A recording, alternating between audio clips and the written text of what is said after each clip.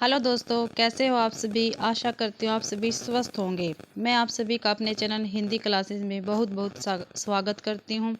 तो आज हम करने जा रहे हैं जो हमारा सीईटी ग्रुप डी का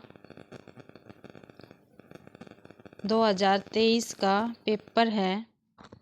ठीक है, शिफ्ट 1 और 2।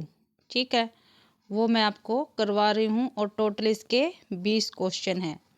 ठीक है भाई, तो देखो भाई, पहला क्वेश्चन है कु प्लस में आसन के योग से बनने वाला सर्वाधिक उपयुक्त शब्द कौन सा है। ये आपको क्या है बताना है। तो कौन सा है भाई, कुसा कुआसन, कुआसान, कुशासन या कुशासन। तो डी क्या हमारा ठीक है। कु प्लस में आसन के योग से सर्वाधिक उपयुक्त क्या है शब्द कुशासन है। इसमें क्या है दीर्घ संधि है भाई, क्या है दीर्घ संधि है। ठीक है, दीर्घ स्वर संधि है। और दीर्घ स्वर संधि क्या होती है, जब हर्षव या दीर्घ ए ई उ के पश्चात क्रम से है हर्षव या दीर्घ ए ई उ स्वर आए तो दोनों मिलाकर दीर्घ संधि बन जाती है। जैसे ए प्लस में ए आ जाए तो आ हो जाएगा। ठीक है भाई, ई प्लस में ई आ जाए तो ई हो जाएगा। ठीक है, ऐसे ही भाई उ प्लस में उ आ जाए तो बड़ा उ हो जाएगा। इसको क्या कहते हैं हम दीर्घ संधि कहते हैं। जैसे मत प्लस में अनुसार मतानुसार। देखो तय में ए है, ए प्लस में ए जुड़ गया तो क्या बन गया आ। तो सत्य प्लस में आग्रह, ए प्लस में आ हो गया तो आ बन गया सत्याग्रह। सीमा प्लस में अंत, सी ए प्लस में ए तो सीमांत। ठीक है भाई, ध्यान रखना सभी। मत प्लस में अनुसार मतानुसार, सत्य प्लस में आग्रह सत्याग्रह, सीमा प्लस में अंत सीमांत। अगला क्वेश्चन है हमारा का पुरुष समस्त पद का उचित विग्रह है। जो का पुरुष है उसका जो पद है उसका उचित विग्रह करना भाई का पुरुष का। तो विक्षिप्त पुरुष, कायर पुरुष, काल पुरुष या कुक्षिप्त पुरुष। तो क्या आएगा कुत्सिप्त पुरुष आएगा भाई इसका आंसर। ठीक है, आंसर देखते हैं। का पुरुष समस्त पद का उचित विग्रह कुत्सिप्त पुरुष होगा। इसमें कर्मधारय समास है। जिस समस्त पद का उत्तर पद प्रधान हो तथा पूर्व पद व उत्तर पद में उपमेय या उपमेय, उपमान या उपमेय तथा विशेषण विशेष का संबंध हो तो कर्मधारय समास कहलाता है। जैसे कमल नयन, प्राण प्रिय, नीलकंठ। नीलकंठ नहीं भाई, नीलकंठ तो बहुब्रीहि समास में चला जाएगा। अगला है दिए गए किस वाक्य में विराम चिन्हों का उपयुक्त प्रयोग नहीं हुआ है। विराम चिन्हों का भाई उपयुक्त प्रयोग नहीं हुआ है, जो गलत है वो हमें इसमें बताना है। वह मिन्नतें करता रहा, वे उसे नज़रअंदाज करते रहे। इसमें क्या है गलत है भाई ये। ठीक है, ये नहीं आएगा यहाँ पे ऐसा वाला। उसने कहा मैं आज रात, उपयुक्त नहीं है वो बताना भाई। सॉरी, ये तो ठीक है। उसने कहा मैं आज रात नहीं आऊँगा, यही क्या हमारा गलत है।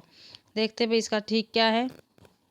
दिए गए वाक्य उसने कहा, देखो भाई यहाँ से स्टार्ट हो गया। उसने कहा मैं आज रात नहीं आऊँगा, यहाँ पे पूर्ण विराम लग गया और कोमा लग गया।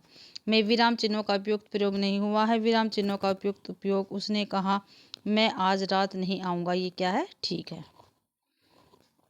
अगला है सहायता बंद करना के लिए उपयुक्त मुहावरा है। हाथ खींचना, आँच न आने देना, आनाकानी करना, मैदान छोड़कर भाग जाना। तो हाथ खींचना क्या है हमारा ठीक है। देखो भाई, सहायता बंद करना के लिए उचित मुहावरा क्या है, हाथ खींचना होगा।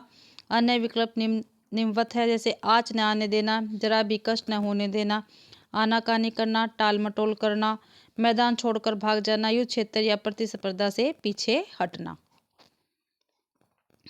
अगला भी हमारा दिनकर शब्द का सर्वाधिक उपयुक्त पर्यायवाची शब्द बताना। भाई दिनकर का पर्यायवाची क्या होता है, सूर्य होता है।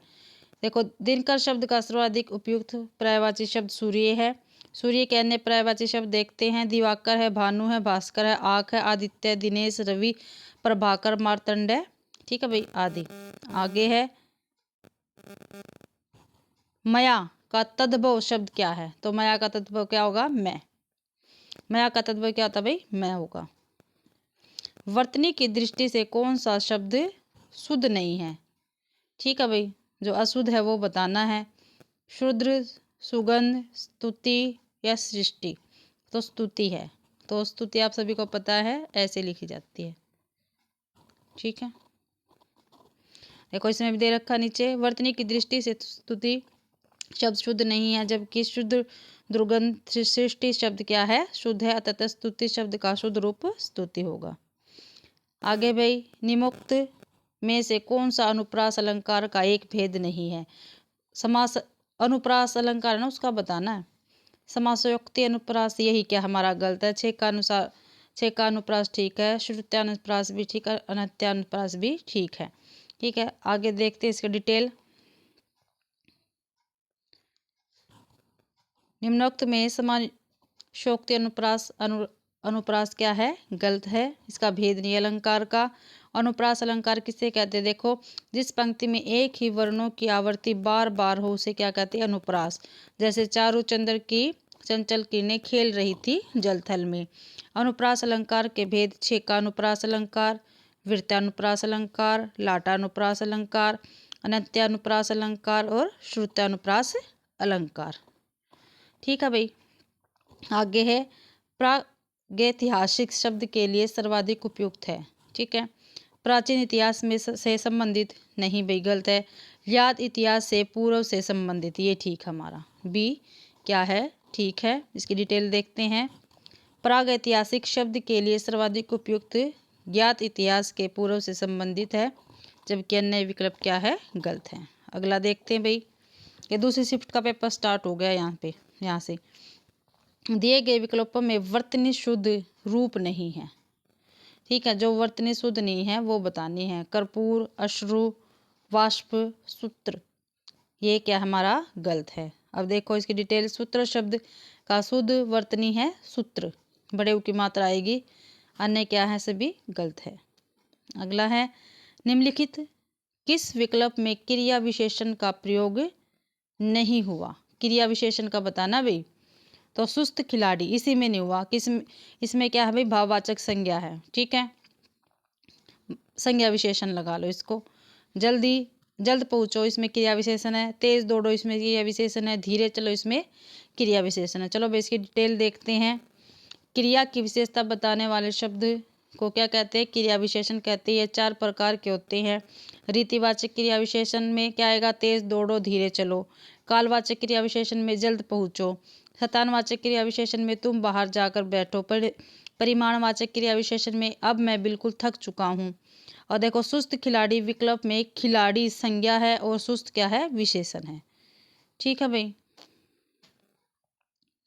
आगे है, चूल्हे का तद्भव क्या है? तो इसका सीधा सीधा आएगा चूल्हा। ठीक है, आगे देखते हैं इसका। चूल्हे का बता दिया क्या है? चूल्हा। चौथा का चतुर्थ, चौका का चतुष्चक, चाय का चीनी भाषा का एक शब्द है चाय। अगला है, घर का जोगी जोगड़ा आन गांव का सिद्ध। लोकोक्ति का सर्वाधिक उपयुक्त अर्थ है। निकट का गुणी व्यक्ति कम सम्मान पाता पर दूर का ज्यादा, यही क्या हमारा? ठीक है। और सभी विकल्प के क्या है हमारे? गलत है। देखते हैं भाई आगे। घर का जोगी जोगड़ा आन गांव का सिद्ध लोकोक्ति का सर्वाधिक उपयुक्त अर्थ है। निकट का गुणी व्यक्ति कम सम्मान पाता पर दूर का ज्यादा, शेष विकल्प क्या है हमारे? गलत है। इसका वाक्य प्रयोग करके देखते हैं। रमेश डॉक्टर बनकर गांव वालों की मदद करना चाहता था, लेकिन उसकी वहां सम्मान नहीं हुआ। फिर वह दूसरे गांव में अभ्यास करने लगा। इसे कहते हैं गांव घर का जोगी जोगना आन गांव का सिद्ध। अगला भाई, विद्यालय में वार्षिक महोत्सव संपन्न हो गया। वाक्य में रेखांकित अंश का सर्वाधिक उपयुक्त संधि विच्छेद क्या है? तो महोत्सव का हमें संधि विच्छेद करना है। तो महाप्लस में उत्सव, यही क्या हमारा? ठीक है, महोत्सव। ठीक है, डिटेल देखते हैं भाई इसकी। दिए गए वाक्य के रेखांकित भाग महोत्सव में का संधि विच्छेद महाप्लस में उत्सव है। जैसे आ प्लस में उ ओ महोत्सव, यह है गुण संधि का उदाहरण है। गुण संधि जब ए आ के बाद ई उ तथा री आए तो क्रमशः ए ओ और हो जाता है। जैसे नर प्लस में इंद्र नरेंद्र, नर प्लस में ईश नरेश। देखो भाई जैसे ए, इसके बाद ई आ जाए, ए प्लस में ई तो क्या हो जाएगा ए, ठीक है। ए प्लस में बड़ी ई आ जाए तो औ हो जाएगा, ठीक है। ऐसे ही आ प्लस में री आ जाए तो अर हो जाएगा। अब देखो नर प्लस में इंद्र तो रे के नीचे ए था तो ए प्लस में ई आ गया तो क्या बन गया ए बन गया, हो गया नरेंद्र। इसमें भी ऐसे ही है। अगला है आप मन में क्या सोचते रहते हैं, वाक्य का सही उदाहरण क्या है, ठीक है। कर्म कारक है, करण कारक है, संबंध कारक है या अधिकरण कारक है, तो इसका उत्तर आएगा अधिकरण कारक, ठीक है। आप मन में क्या सोचते रहे, वाक्य में अधिकरण कारक होगा। अधिकरण कारक देखो क्रिया के आधार को सूचित करने वाली संज्ञा या सर्वनाम के आधार के स्वरूप को अधिकरण कारक कहते हैं। अधिकरण का शाब्दिक अर्थ है आधार या आश्रय, ठीक है। शतांश में अवसर, इसकी विभक्ति में पर होती है, ठीक है भाई। क्या होती है में और पर होती है अधिकरण की विभक्ति। आगे है बीता हुआ वाक्यांश के लिए सर्वाधिक उपयुक्त एक शब्द, तो प्रदत्त आगत निर्गत क्या आएगा विगत आएगा। बीता वाक्यांश के लिए सर्वाधिक उपयुक्त एक शब्द है क्या है विगत। ये प्रत्यय से बनने वाला सर्वाधिक उपयुक्त शब्द है, किससे ये से। मालवी नहीं है, क्षेत्रीय नहीं है, राधे नहीं है, पाणिनीय ये है, ठीक है। देखो ये प्रत्यय से बनने वाला सर्वाधिक उपयुक्त शब्द पाणिनीय होगा, जबकि क्षेत्रीय में ये, मालवीय में वी, राधे में ए है, ठीक है। तो पाणिनीय क्या हमारा ठीक है ये प्रत्यय से बनने वाला है। अगला है उल्लास शब्द का सर्वाधिक उपयुक्त पर्यायवाची शब्द क्या है, ये क्या है हर्ष है। उल्लास का क्या होता है पर्यायवाची हर्ष। लालसा नहीं होता, नेह नहीं होता, रोष नहीं होता, ठीक है।